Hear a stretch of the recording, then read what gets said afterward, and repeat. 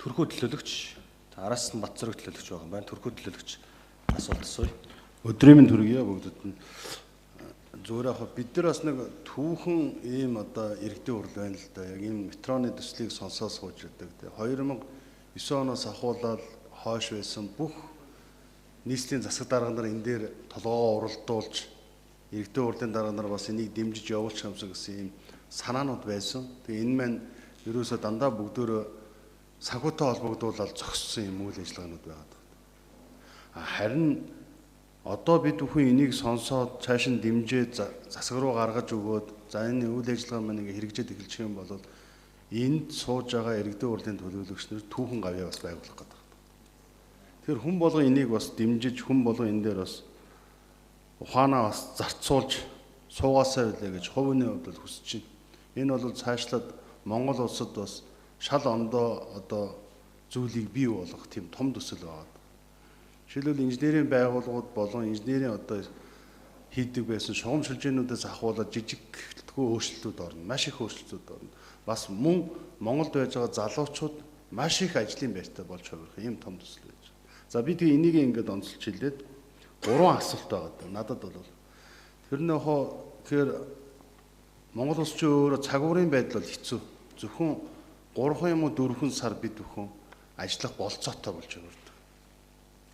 За энэ дээр хүүтний технологи гэж нэг юм байна уу байхгүй байна уу? Энийг одоо явуулахад тэгэхгүй хүүтний технологи нь байхгүй байх юм бол бид бүхэн 11 жилдээ багтааж хийж чадахгүй цаашаа сунчихгүй гэсэн нэг юм болгоомжл байна надад.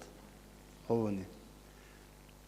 Тэгэхээр энэ технологиудаа ямар технологиудыг сонгосон талаар нэг асуучмаар байгаа. Хоёрт боловсон хүчин гэдэг. Боловсон хүчнийг 6 сараар бид бүхэн бэлдээд цаашаа энийг авч явж чадахгүй юу?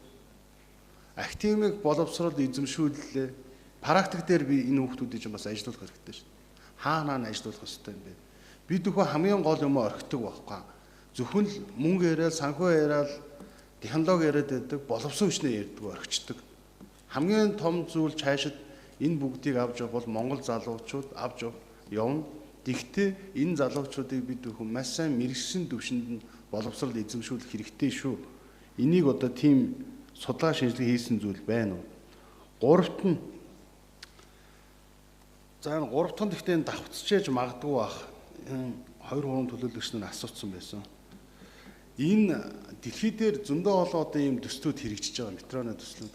Гэхдээ энэ метроны төслүүдээр яг манайхтай адилхан ийм метроны төсөл дээр одоо ямарваа нэгэн хүндрэлтэй асуудал гарсан зүйлүүд бий юу? Ийм судалгаанууд хийсэн юмнууд байна уу? Яагаад тэгэхээр энийг дэлгэрэнгүй хэлэх ёстой байгаа юм?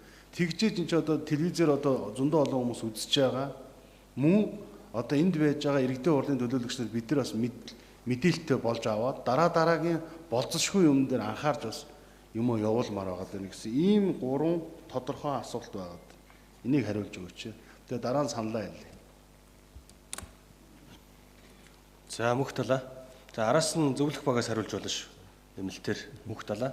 За хүүтний технологи бид эдийн хамгийн бас эхний суурь судалгаануудын нэг бол ижил төстэй байгаль цаг уурын орчинтой хэрэгцсэн төслүүдийг судалсан.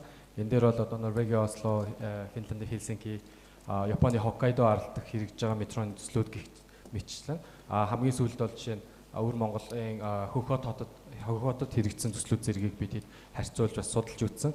За хүүтний технологитой хоршилжуулж гол нь байрах хугацаан дээр эрсдэл гарах вэ гэдэг дээр бид нийт 19.4 км маань 19.1 нь газар доогуур явагдаж байгаа. Энэ дээр түнэл хугч машин буюу TBM tunnel boring machine гэдэг тэр том төхөөрөмжийг ашиглаж бид хөндлөн түнэлийнхаа ухалтыг хийн. Энэ нь босоо шаптыг бол мэдээж бид зуны удирдалтаа багтаж ухаад тоног төхөөрөмж тэр түнэл хугч машинаа газар доогоор оруулсан тохиолдолд газрын гүнд бол өвлөлтөөч манах нэмэх 8-аас 10 градусын нэмэх температуртай байж учраас өвөл зун зогсолтгүй бид түнэлийнхаа одоо барилгын ажлыг хийх боломжтой. За түнэлийнхаа ханыг болохоор бид дотоод precast unit гэдэг одоо дотор бетон зургийн үйлдвэрүүдэд тодорхой хэмжээнд хэсэгчилж үйлдвэрлээд зөөж авчираад одоо ханаа угсардаг энэ TBM технологиор бид ухах технологио сонгоод явж байгаа. Тийм болохоор өвлийн үйлдвэрлэлээс хамаарч төсөл хойшоо сунах гуй болов гэдэг төсөөлтөд явж байгаа. За боловсон хүчний тал дээр түрүүнийхаа ярианд би өөрийнхөө ярианд залруулга хийгээд эхний ээлжинд багш нарыгаа бидэд 5 сарын богино хугацааны сургалтанд явуулж байгаа. За энэ багш нар маань ирээд яг 9 сараас сурах оюутнуудаа авахаар оюутнууд маань бол яг 4 жилийн бакалаврын хөтөлбөрөөр суралцж төгснө. Эхний 2 жил нь Монголдо шаардлага хангасан оюутнууд маань дараагийн 2 жилийг Солонгос улсад очиж хаалаг их сургалт суралцсан. За төгссөн оюутнууд маань манай энэ зөвлөх компани консорциумын зөвлөх компани бас Солонгос дахь офисуудад төслүүд дээр дадлагжих бидэд ийм ойлголцолтой төлөвлөгөөтэй ажиллаж байгаа. Тийм болохоор тодорхой хэмжээнд Солонгостой ажиллаж байгаа тэр төслүүд дээр одоо тодорхой хэмжээний дадлага хийгээд хүрээд ирнэ гэсэн үг.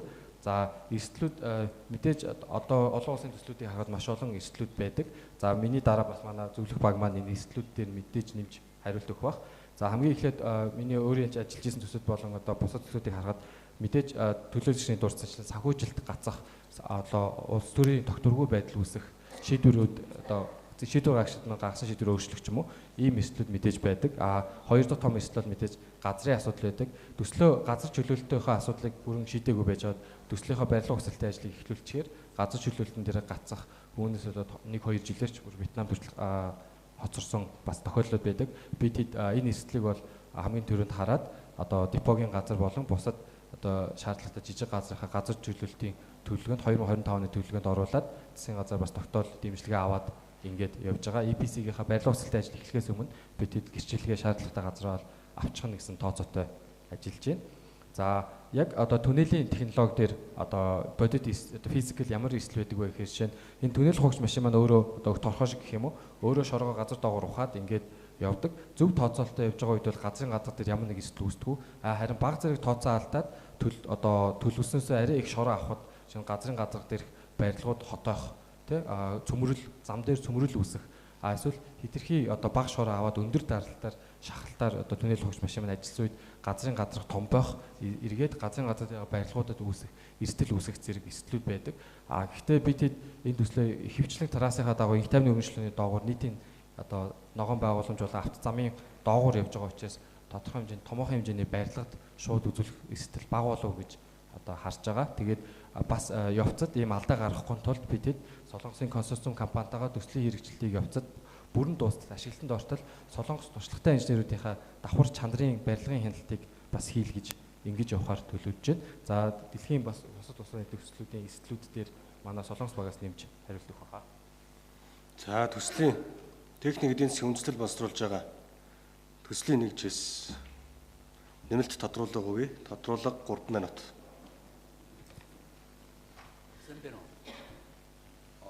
저는 UB 메트로 BMC 서비스 감리단장입니다.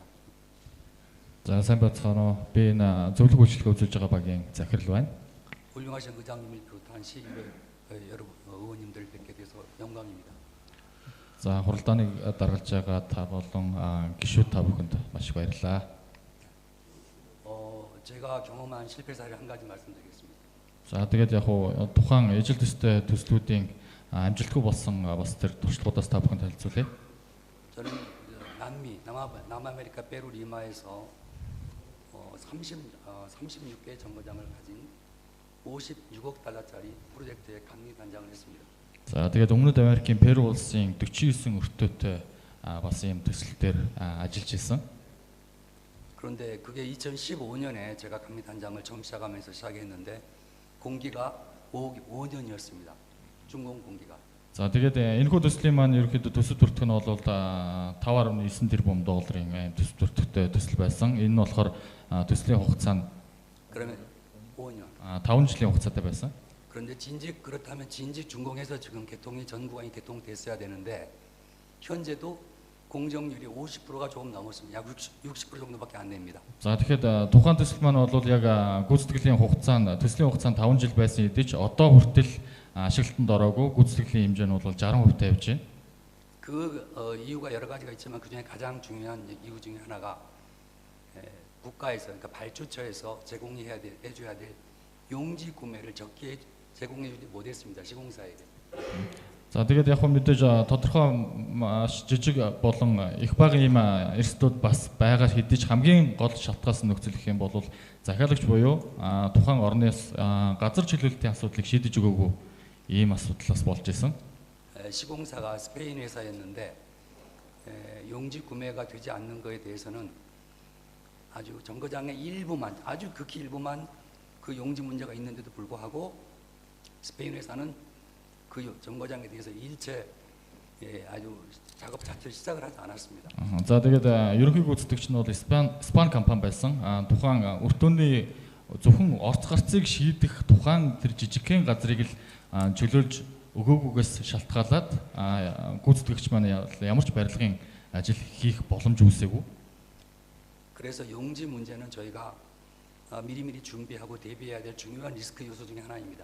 За тийм болохоор та бүхэн дахин давтаж хэлэхэд газар чөлөөлөлтийн асуудлыг шийдэж өгөх нь хамгийн гол чухал асуудлуудын нэг гэдгийг та бүхэнд бас хэлмээр байна. 그리고 또 한 가지는 중요한 요소 중에 두 가지 중에 하나를 말씀드리면 또 한 가지는 그런 중요한 기술적인 의사결정에 대해서 발주자가 해줘야 될 의사결정이 지연돼 가지고 그 지연으로 인해서 많은 공사가 지체됐습니다. За мөн дараагийн гол нэг асуудал гэх юм бол бас яг захиалагч талтайгаа инженерийн технологийн тал дээрээ бас яг зөвшөлтсөд захиалагч талаас бас яг тодорхой хариултыг өгөөгүй, тодорхойлж өгөөгүй бас нэг тийм үгээс үүдсэн бас нэг юм шалтгаан бас байсан. 그 스페인의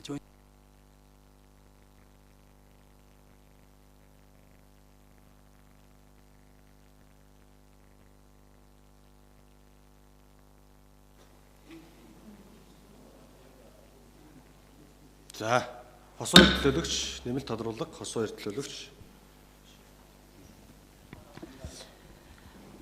За, тэрхүү төлөөлөгчийн асуултанд бас нэмэлт тайлбар өгье. За, нийслэлийн засаг даргын тамгын газар 2023 оны 9-р сарын 12-нд шинжилгээ ухааны технологийн их сургууль болон Дуо инженерийн компанитай засгийн газар хооронд юм гурвалсан хамтарсан санамж жижиг зурсан.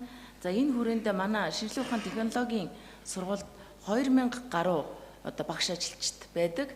За 1000 гаруй ажилчид нь бол 1000 гаруй багш бол доктор эрдэмтдийн зэрэгтэй ийм судлаач багш нар ажиллаж байгаа. Энэ хүрээндээ яг одоо нарийн энэ метроны төсөл дээр ажиллах мэрэгжилтэй боловсон хүчин бэлтгэхэд Монголд 2 дээр нэмэх нь 2 хөтөлбөр хэрэгжүүлэхэд шаардлагатай багш ажилчдыг бол сургах хөтөлбөрийг хамгийн түрүүлээд баталсан. За 600 ажилтан 600 оюутан эхний ээжинд сургахаар санамж жижиг бол зурагдсан байгаа. Тэгээд ер нь бол цоо шин ажилтан одоо цоо шин оюутан элсүүлэх гэхээсээ илүү инженерийн сургуульд сурж байгаа оюутнуудаасаа энэ 600 оюутныг дүүргэх ахиж нэмж шинээр боловсон хүчин бэлтгэх тал дээр санамж жижиг зурсан. Тэгэхээр эхний метроны мэрэгчлэтнүүд бол Монголдо сураад эхэлсэн гэдгийг бол хэлхэн зүйтэй. За 2024 онд бас нийслэлийн засаг дарга энэ том мега төслүүд хэрэгжихтэй холбоотойгоор зөвхөн инженер техникийн ажилтнууд гэхээсээ илүү мэрэгчлээ боловсон хүчин бэлтгэх тал дээр тусгай хөтөлбөр гаргая гэд. За холбооны бүгд найрамдах Герман улсад 100 оюутан. За дээр нь энэ нийслэлийн төр захиргааны байгууллагт ажиллаж байгаа аль багчдын хүүхдүүдийг сургах ийм тусгай хөтөлбөр гаргаж хэрэгжүүлж эхэлсэн.